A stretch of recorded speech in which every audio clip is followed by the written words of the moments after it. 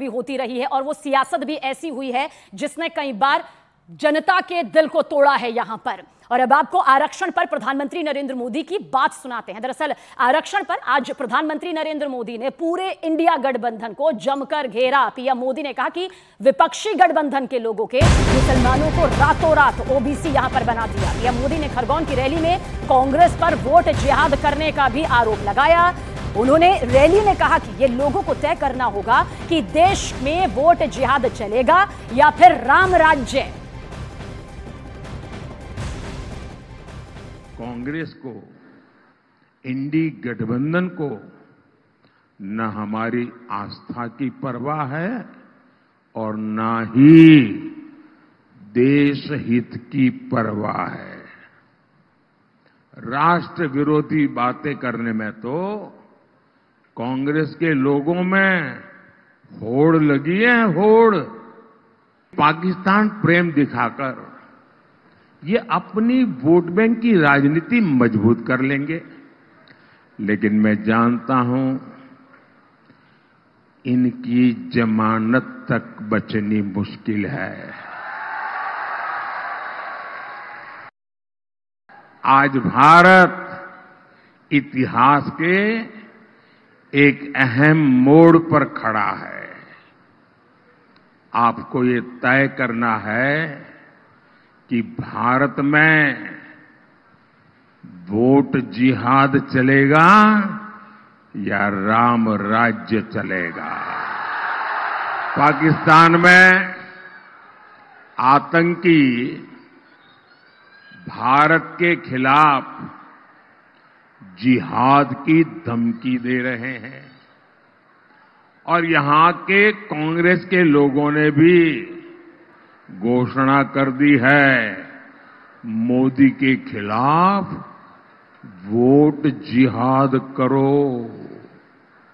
यानी मोदी के खिलाफ एक खास धर्म के लोगों को एकजुट होकर वोट करने को कहा जा रहा है। सोचिए कांग्रेस किस स्तर पर उतर आई है। कांग्रेस की नजर आपकी कमाई और आपके आरक्षण पर पड़ी है। वो किसी न किसी बहाने आपकी जो संपत्ति है वो भी लूटना चाहते हैं और बाबा साहब ने जो आपको आरक्षण दिया है उसमें भी डाका डालना चाहते हैं। मैं समझाता हूं कैसे। तुष्टीकरण के लिए कांग्रेस एससी, एसटी, ओबीसी के हक का जो आरक्षण है वो धर्म के आधार पर लूट चला करके बांटना चाहती है। अब ये कोई हवाबाजी नहीं, उन्होंने किया है। कर्नाटका में उनकी सरकार है कांग्रेस की। कर्नाटका में क्या किया? उन्होंने रातों रात एक हुक्म निकाला, फतवा निकाला, सरकारी हुक्म, और रातों रात थप्पे मार करके बना दिया। क्या? उन्होंने ऐसा कानून बनाया कि कर्नाटका में जितने भी मुसलमान हैं, हर आने बस मुसलमान होना चाहिए, उसको रातों रात ओबीसी घोषित कर दिया, ओबीसी बना दिया। अब इसका मतलब क्या हुआ कि जो ओबीसी को आरक्षण मिलता था 27%, ये रातों रात ओबीसी बन गए। तो उन्होंने ऐसा डाका डाला, ऐसा डाका डाला कि जो पहले से जो ओबीसी है उनके नसीब में था वो भी आधे से कम हो गया। लोकसभा चुनाव के मद्देनजर तीसरे चरण में 93 लोकसभा सीटों के लिए वोटिंग जारी है। और इस बीच देश के प्रधानमंत्री नरेंद्र मोदी और केंद्रीय गृह मंत्री अमित शाह ने भी अपनी लोकसभा सीटों पर वोट डाला।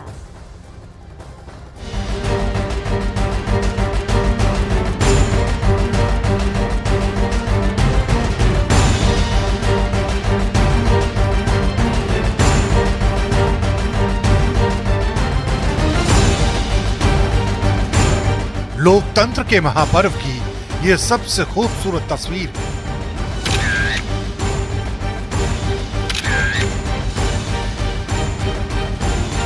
और इस तस्वीर के केंद्र में हैं देश के प्रधानमंत्री नरेंद्र मोदी, जिन्होंने अहमदाबाद के रानीप में वोट डालने से पहले बच्चों से मुलाकात की, उन्हें ऑटोग्राफ दिया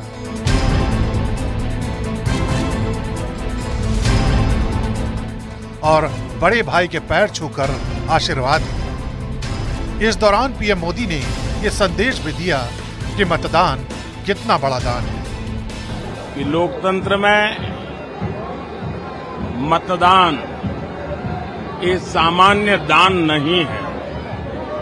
हमारे देश में दान का एक महात्म्य है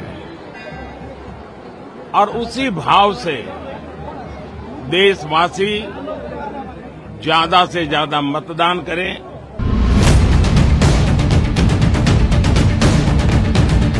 अपना वोट डालने के बाद पीएम मोदी ने जहां ज्यादा से ज्यादा मतदान की अपील की, वहीं इस दौरान पीएम मोदी ने चुनाव आयोग का भी शुक्रिया अदा किया। और ये वर्ष एक प्रकार से लोकतंत्र का उत्सव न सिर्फ भारत में, पूरी दुनिया में है। और भारत ने दुनिया में जो भी अच्छी चीजें हैं वो चुनावी व्यवस्था में विकसित की है।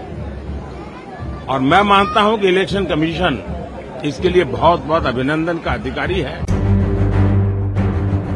उधर केंद्रीय गृह मंत्री अमित शाह ने भी अहमदाबाद में पूरे परिवार के साथ वोट डाला, साथ ही लोगों से भारी संख्या में वोट डालने की अपील की।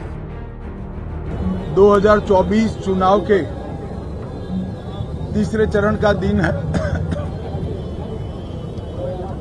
मैं देश भर के सभी मतदाताओं को और गुजरात के मतदाताओं को भी मन से विनती करना चाहता हूं कि बढ़ चढ़कर लोकतंत्र के इस महोत्सव में हिस्सा ले। अभी 4 चरणों के लिए वोटिंग हुई है। 4 जून को नतीजे आने, यानी लोकतंत्र के महासमर का बड़ा पड़ाव बाकी है। यही वजह है कि लगातार लोगों को मतदान के लिए जागरूक किया जा रहा है।